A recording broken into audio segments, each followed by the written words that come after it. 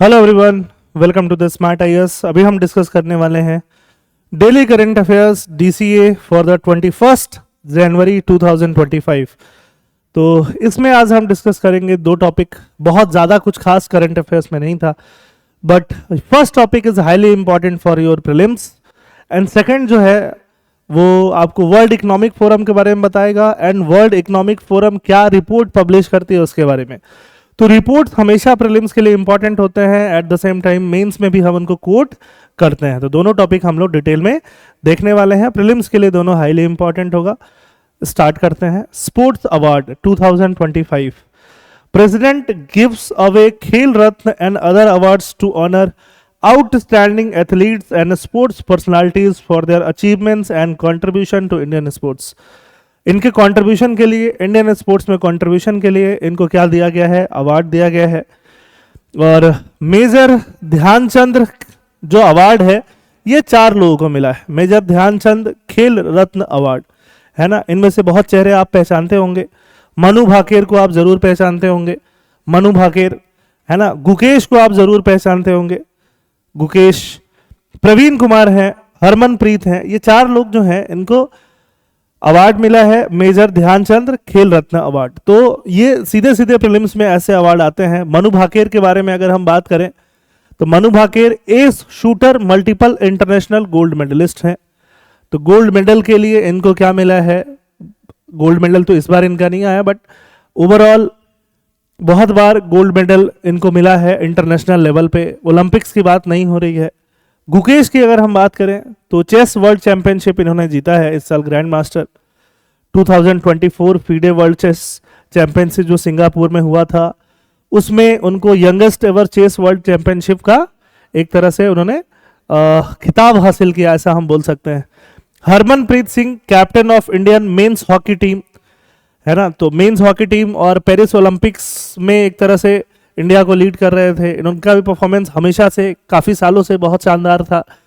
देखो, ये जो भी खेल रत्न अवार्ड मिलते हैं, मेजर ध्यानचंद खेल रत्न अवार्ड, ये किसी एक इवेंट में पार्टिसिपेट कर लिया और कुछ अच्छा करके इसके बेसिस पे नहीं मिलता है ना। कुछ सालों तक आपका एक सस्टेन्ड परफॉर्मेंस है, बहुत अच्छा आप कर रहे हो, तो उनके बेसिस पे दिया जाता है। क्रिकेटर्स को भी बहुत बार मिलते हुए दिखाई देता है।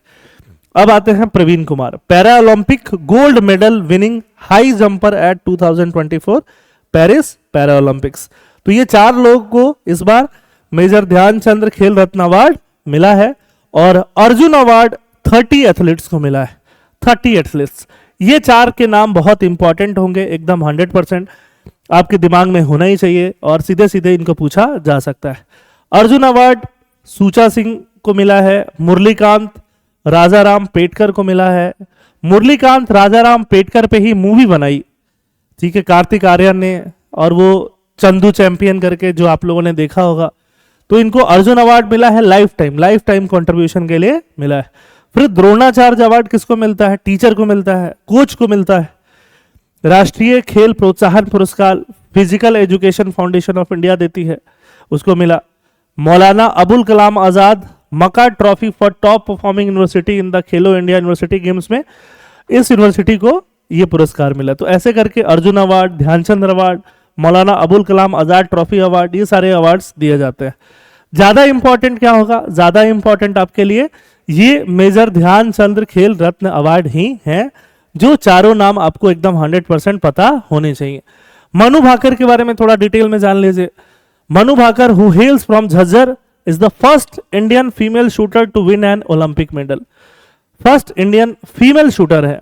मेल शूटर पहले से रह चुके हैं। मेल शूटर जो लोग हैं जिन्होंने इंडिया के लिए ओलंपिक्स में मेडल जीता है, उनके नाम कमेंट में बताइए आप, ठीक है। Manu Bhaker is the 5th Indian shooter to win an Olympic medal following Rajyavardhan Singh Rathore, Abhinav Bindra, Vijay Kumar, Gagan Narang. सबके नाम है, बट मुझे एक चीज बताइए, इन 4 लोगों में गोल्ड मेडल किसने जीता हुआ है? ठीक है, गोल्ड मेडल किसने जीता हुआ वो बताइए। Achievements of Manu at the national shooting championship, she won 9 gold medal and set a record in the 10 meter air pistol. तो ये नेशनल शूटिंग चैंपियनशिप की बात हो रही है। ये किसकी बात हो रही है? ओलंपिक की, है ना। तो ओलंपिक ज्यादा मैटर करता है। In 2018, she became a teenage sensation with a gold medal at the Commonwealth Games and won the gold medal in the women 10-meter air pistol at the ISSF World Cup in Mexico. तो Commonwealth game में gold, shooting championship में बहुत सारे gold medal, और यहाँ पे भी वो एक मेडल तो लाने में एटलीस्ट कामयाब रही। अगर हम ओलंपिक की बात करते हैं तो ठीक है, ब्रॉन्ज मेडल लेके आई थी। ठीक, बाकी मनु के और बहुत ज़्यादा अगर कॉन्ट्रीब्यूशंस या जो भी उनके अचीवमेंट्स हैं वो जानना है तो ये बहुत ज़्यादा इंपॉर्टेंट नहीं है, पढ़ सकते हो आप। ठीक है, मनु भाकर का पूरा एकदम डिटेल में आपको यहाँ पे एनालिसिस मिलेगा, क्योंकि इनके ऊपर क्वेश्चन पूछने के चांसेस बहुत ज़्यादा हैं। गुकेश के ऊपर क्वेश्चन पूछने के चांसेस बहुत ज़्यादा हैं। गुकेश ने जब चेस चैंपियनशिप जीता था तो हमने उनको अच्छे से कवर किया हुआ था। ठीक है, topic number 2, annual meet begins in Davos. What is the world economic forum? World economic forum क्या है? वर्ल्ड इकोनॉमिक फोरम का एनुअल मीटिंग चल रहा है दावोस में। दावोस कहाँ है? स्विट्जरलैंड में। तो वर्ल्ड इकोनॉमिक फोरम एक नॉट फॉर प्रॉफिट ऑर्गेनाइजेशन है जो प्रॉफिट के लिए काम नहीं करती है। ये पूरे वर्ल्ड में, पूरे वर्ल्ड की इकोनॉमी कैसी चल रही है, कैसी चलनी चाहिए, किस तरह का टेक्नोलॉजी चेंजेस आ सकता है, कैसे और ज़्यादा इक्वालिटी बढ़ाएं, लोगों में पॉवर्टी कम करें, डेवलपमेंट को सस्टेनेबल बनाएं, इसके लिए यहाँ पे मीटिंग्स होते रहते हैं, समिट्स होते रहते हैं, रिपोर्ट्स जो है वर्ल्ड इकोनॉमिक फोरम पब्लिश करती रहती है। 1970s में देखो, 1945 में सेकेंड वर्ल्ड वॉर खत्म हो गया था। सेकेंड वर्ल्ड वॉर के बाद IMF, वर्ल्ड बैंक ऐसे इंस्टीट्यूशन बने जिनको ब्रेटन वुड इंस्टीट्यूशन बोलते हैं। ब्रेटन वुड में कॉन्फ्रेंस हुआ था उस जगह पे, इसीलिए इनका नाम क्या है? Brayton would institution. फिर ओवर द टाइम थोड़ा सा इनको क्या मिलने लगा? थ्रेट मिलने लगा, है ना। जो भी ब्रेटन वुड इंस्टीट्यूशन थे 1970s में, अचानक से वो उतना अच्छा IMF या वर्ल्ड बैंक नहीं कर पा रहे थे, तो एक नया इंस्टीट्यूशन बना जिसका बाद में नाम बदल के क्या कर दिया गया? World economic forum. तो world economic forum basically reports publish करना, है ना, रिसर्च करना, पॉलिसी में रिकमेंडेशन करना, ठीक है, ऐसा एक फोरम है।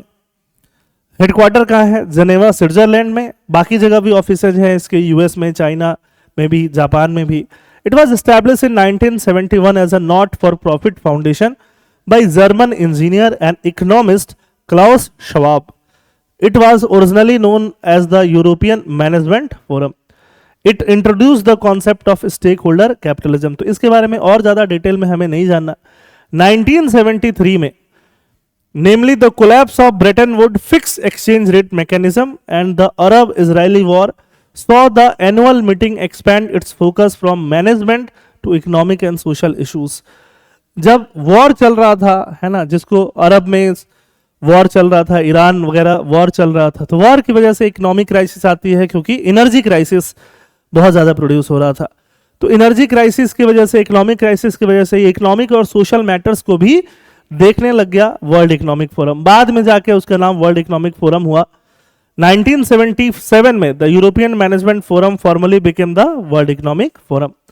ठीक है, तो ये है उसका पूरा बैकग्राउंड। क्या हमें बैकग्राउंड बहुत ज़्यादा जानना है? नहीं, थोड़ा हमारे दिमाग में होना चाहिए कि कोई भी इंस्टीट्यूशन बनता है तो बनने के पीछे एक कहानी होती है ना। तो अगर बनने के पीछे क्या कहानी था, अगर हम वो जान लें तो फिर वो इंस्टीट्यूशन क्या काम करता है, उसका फिलॉसफी क्या है, उसका आइडियोलॉजी क्या है, वो हमारे लिए जानना ईजी हो जाता है। World economic forum is largely funded by it partnering corporation. These are generally global enterprises with annual turnover greater than $5 billion. वो लोग कंट्रीब्यूट करते हैं। फंक्शन क्या है? डायलॉग्स कराना। अभी एनुअल डायलॉग कहाँ चल रहा है? दावोस में। मोदी जी भी वर्ल्ड इकोनॉमिक फोरम की मीटिंग में जा चुके हैं। हर साल इंडिया के टॉप मोस्ट लीडर्स, है ना, इकोनॉमिस्ट, है ना, शाहरुख खान भी दावोस मीटिंग में जा चुके हैं। Publication and ranking, regularly releases reports like global competitiveness report, energy transition index, ये सब यही निकालता है। पॉलिसी एडवोकेट करता है कि किस कंट्री को कैसा पॉलिसी लेना चाहिए, डेवलपिंग कंट्री को, डेवलप्ड कंट्री को, टेक्नोलॉजी कैसा होना चाहिए। Diplomatic initiative facilitates dialogue such as historic 1992 meeting between Nelson Mandela and the then South Africa president de Klerk, उनके बीच में डायलॉग कराया। तो इतना बड़ा रोल प्ले करता है वर्ल्ड इकोनॉमिक फोरम। बहुत सारे रिपोर्ट पब्लिश करता है। ये रिपोर्ट आपके लिए इंपॉर्टेंट हो सकता है। डायरेक्टली रिपोर्ट्स प्रीलिम्स में पूछे जाते हैं, कि वर्ल्ड इकोनॉमिक फोरम क्या क्या रिपोर्ट पब्लिश करता है, तो global competitiveness report, global information technology report, global gender gap report, जी ये बहुत ज्यादा यूज होता है, global risk report, global travel and tourism report, future of jobs report, travel and tourism के ऊपर, जॉब्स के ऊपर, ग्लोबल इनेबलिंग ट्रेड रिपोर्ट, सबके लास्ट में क्या लिखा हुआ है, रिपोर्ट लिखा हुआ है ना। तो इससे भी आप अंदाजा लगा सकते हो कि वर्ल्ड इकोनॉमिक फोरम के जो भी मेजर पब्लिशिंग है, लास्ट में क्या लिखा होता है, रिपोर्ट लिखा होता है। ऐसे एक थोड़ा सा याद रखने का तरीका मैं आपको बता रहा हूं। दावोस ब्रिंग्स टुगेदर सम 3000 पार्टिसिपेंट्स, जिसमें इन्वेस्टर होते हैं, बिजनेस लीडर, इकोनॉमिस्ट, सेलिब्रिटी, सब लोग होते हैं। 2025 का थीम क्या है, collaboration for the intelligent age. Intelligent age के लिए क्या करना है, कोलैबोरेट करना है। तो आज डेली करंट अफेयर्स में इतना ही था, फिर हम लोग मिलते हैं डेली करंट अफेयर्स के लिए कल, that is on 22 of January. Thank you, जय हिंद।